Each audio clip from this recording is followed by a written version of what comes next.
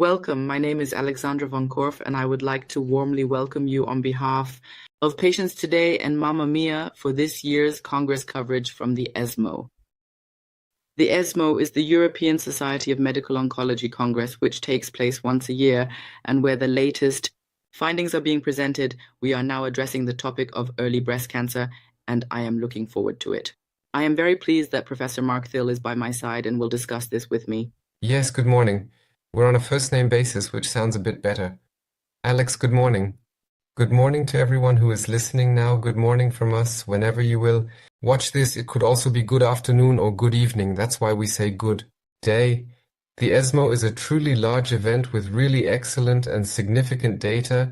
There are around 40,000 participants, and what we are going to discuss today is early breast cancer, and we have brought along a few important abstracts. Here is a disclaimer again. Briefly for your information, listed here are all my relevant conflicts of interest. Very well, so now we can actually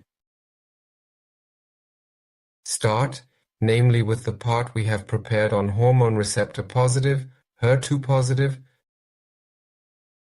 that is triple positive breast cancer, a study that has been conducted in a truly innovative way is the study I would like to quote now. It is concerned with the ovarian function suppression, specifically in combination with an anti-hormone therapy, and based on the data from the HERA study. The study is therefore naturally relevant for all those among you who have early-stage breast cancer that is hormone receptor positive and also HER2 positive. And all of this before menopause, meaning premenopausal. The study, which has been presented here, is based on a really old study, that is namely the first study initially conducted to officially approve trastuzumab, which is the old Herceptin, involving approximately 5,000 patients. The whole thing actually dates back to 2005. And what was done? They looked at how, in this study, which was divided into 3 arms, the combination of trastuzumab plus chemotherapy was tested for HER2 positive breast cancer. Now they have thought about how many of the patients who participated in the study have had a premenopausal situation and how many of the patients in this particular study were treated with an anti-hormone therapy, either with tamoxifen alone or with tamoxifen or a aromatase, but then in combination with, it as an injection, Solidex, or whatever. You can certainly say here that this is a GnRH analog, which means it suppresses ovarian function, and the median follow-up time was 11 years. This clearly means a very long period that we were able to observe in this study. And the 3 arms, or let's say 3 subgroups that we had in this study were the anti-hormone therapy with tamoxifen plus this ovarian function suppression, or with an aromatase inhibitor, or just tamoxifen alone. The results of the study have once again made us think a little about how important anti-hormone therapy is. I can say that we discussed this afterwards in our expert group and said that the anti-hormone therapy is never in any way lacking in innovation, and it still needs to be discussed intensively. Because it was observed that the combination of tamoxifen or an aromatase inhibitor plus this ovarian function suppression compared to tamoxifen alone led to a significantly extended long-term survival. And here are the patient characteristics that you can see here, and they are listed for informational purposes. How old were the patients? It shows that 16% of the patients were under 35 and 27% were between 36 and 40. So there were actually relatively young female patients involved as well who were positive in certain aspects. It's good that you explain again that these are the percentages in the parentheses. So this is the absolute number, and then behind it are the percentages. Exactly. Yes, that's how it is. Parentheses around the percentages, and in front the absolute number. So, and now of course one cannot help but show you these beautiful curves. I know one hates them, one loves them, but it is possible to clearly illustrate what actually happened. And as mentioned, we are looking at 11 years of follow-up time, therefore 10-year data. And you can clearly see that the blue curve representing tamoxifen alone versus the anti-hormone therapy plus ovarian function suppression really shows a significant difference, specifically in long-term survival of 11%. And you just have to let all of this somehow sink in and say that this is really a lot. And the question that naturally arises is whether this is something that always differs with tamoxifen or an aromatase inhibitor. And this is also the case as we see that while the combination is better than tamoxifen, we also see that the combination of the ovarian function suppression and an aromatase inhibitor is still better than the combination with tamoxifen. And this is, of course, on the one hand, something what we have been discussing among ourselves for a long time now, that we are increasingly using this combination also in the daily routine because we also know that the side effects can be significant. There are 2 studies that have always been pooled or evaluated together, and there we observed that 20% of the patients actually discontinued this combination within 5 years because side effects occurred. This means, yes, we think it's good that we have this data, but yes, we also keep in mind, of course, that side effects can occur that are not so irrelevant. And what is also interesting is, and I don't know if you have noticed, that we are also discussing the significance of anti-hormone therapy versus chemotherapy.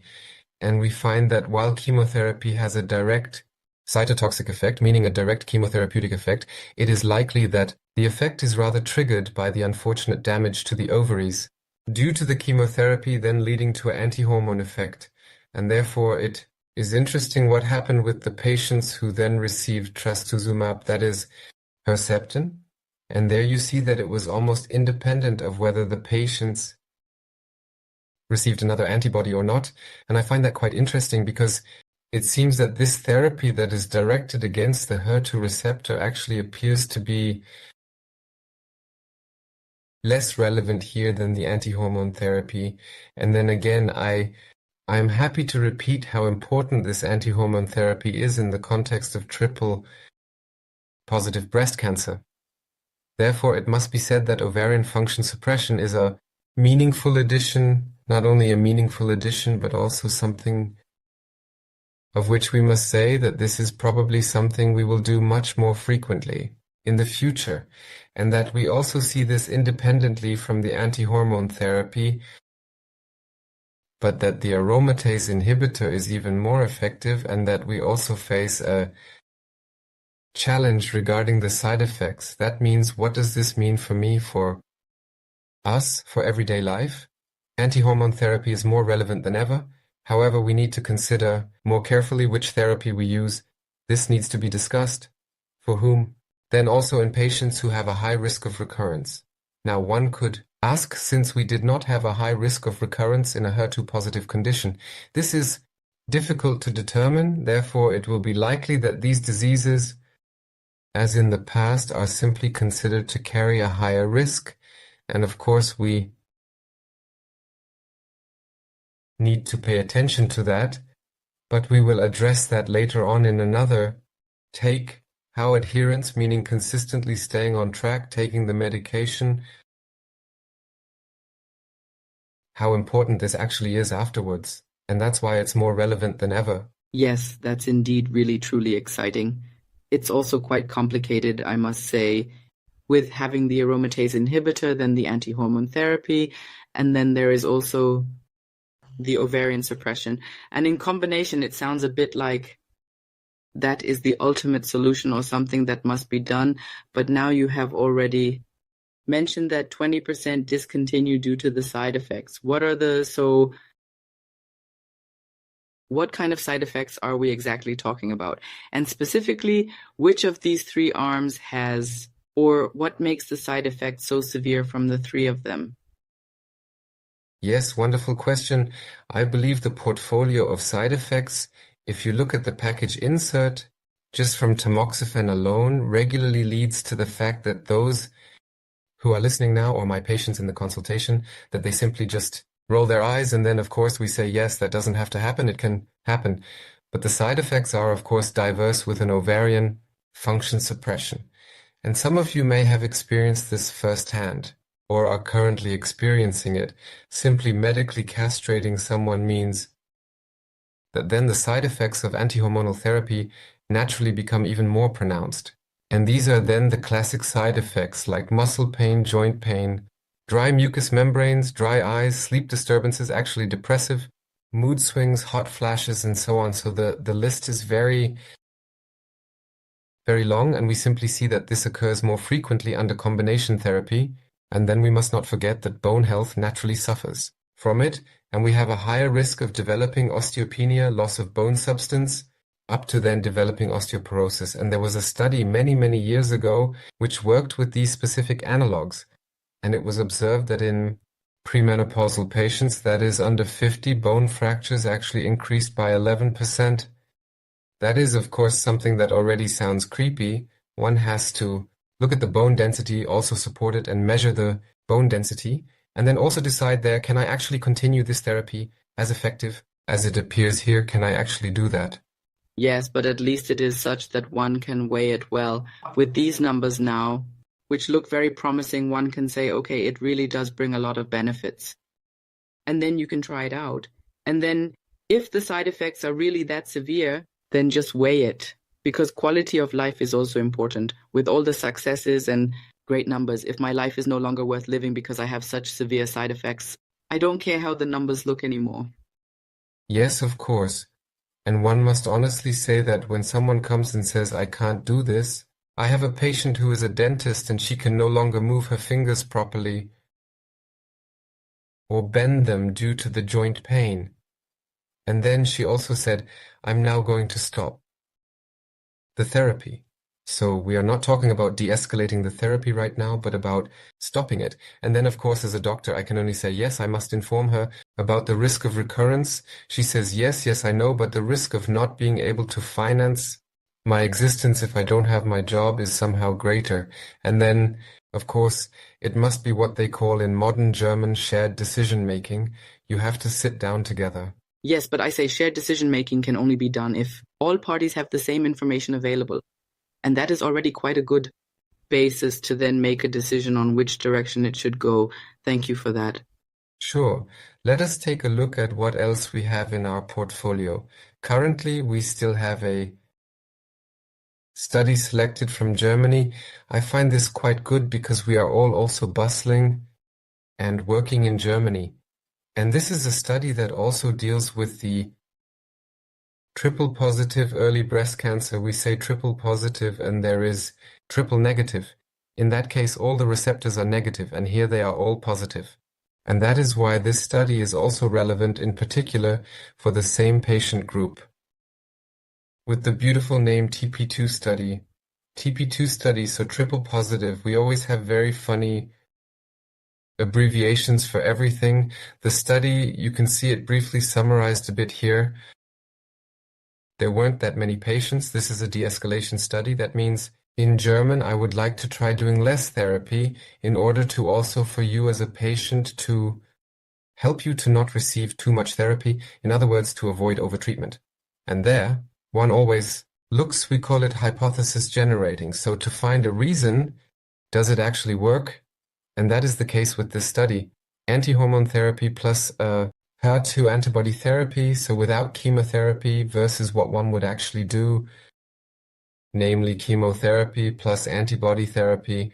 However, this chemotherapy in the number of cycles is less.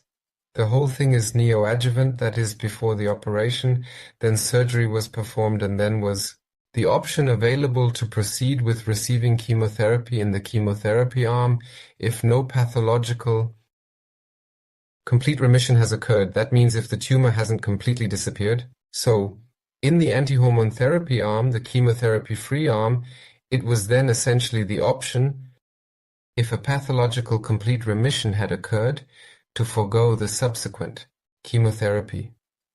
Because, Alex, we have to remember we are doing something here That is experimental. And then, of course, you have to tell the women we don't want to withhold standard therapy. The standard therapy would be chemotherapy plus antibody therapy followed by anti-hormone therapy. And of course, this must then be put into such a context. So how many individuals have done this? That means that the chemotherapy would always be given, only the timing of when it is given changes so as not to withhold it, so that one maintains the standard and says you won't get less than what is normally done. Exactly. It's also about the approval. The health insurance must also cover it. The approval means that in general, an anti-HER2 therapy is typically exclusively approved with chemotherapy. So, now we're doing something that's not approved, a study. We'll see the results soon. So I have to say in the Artistan, it is approved and we have the best data there. For the chemotherapy, only if someone without chemotherapy has a completely disappearing tumor, what we actually want, then one might think, do I even need the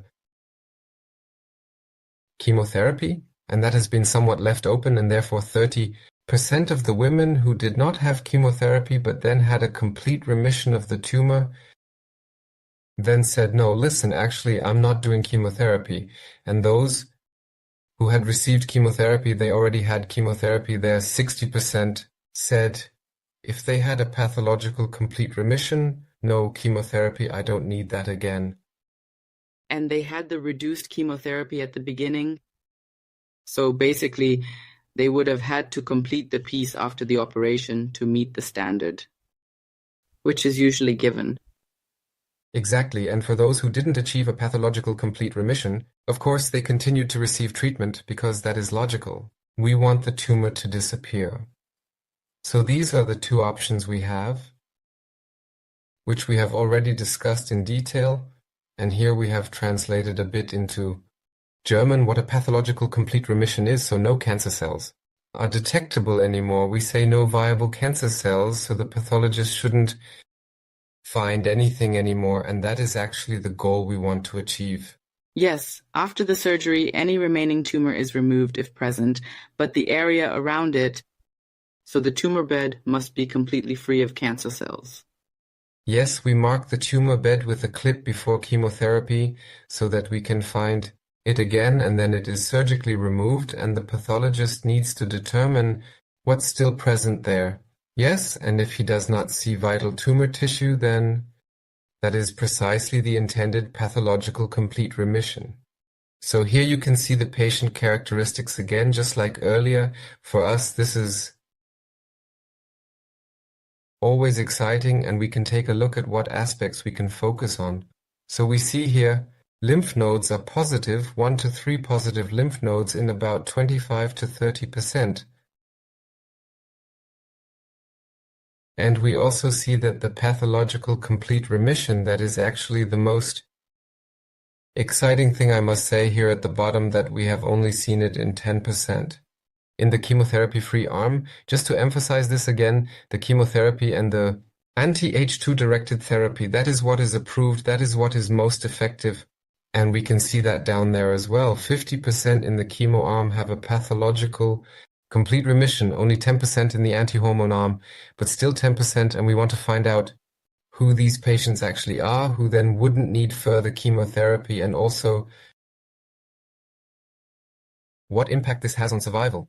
And that is already shown on the right side, patients who achieved a PCR, meaning a pathological complete response, regardless of the treatment used, had no difference in survival afterwards. So that is important. I achieve a PCR with an anti-hormone therapy without chemotherapy and have the same survival, just like those who have received chemotherapy. So it essentially means I achieve this pathological complete remission. However, that means these are the people who then said they received the PCR and then decided, okay, then I won't do the chemotherapy afterwards, which was planned, and still had. Yes and no, because that were actually Or were they the ones who received chemotherapy afterwards? No, that's all patients. Ah, okay. That is what was also said during the Congress when this was discussed.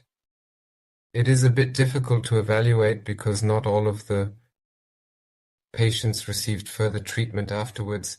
And still, I would say, and that might be the point, 30% in the hormone therapy arm and 60% in the chemotherapy group of those who achieved a PCR and skipped chemotherapy, their survival was similar. That calls for another study, doesn't it? Or is it just me who sees it this way?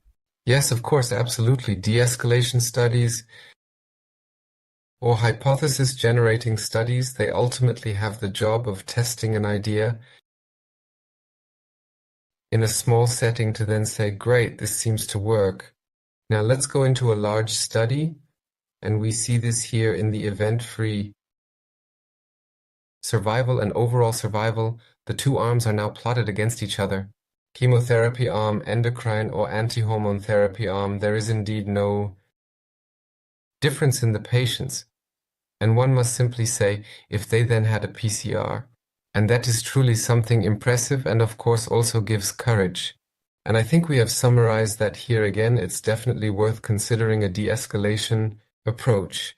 If you don't know, 12 cycles of chemotherapy or 12 cycles of anti-hormone therapy, plus we are talking about a really short period of time here versus what is usually done. This is a weekly therapy versus what is usually done 18-24, so that is already less.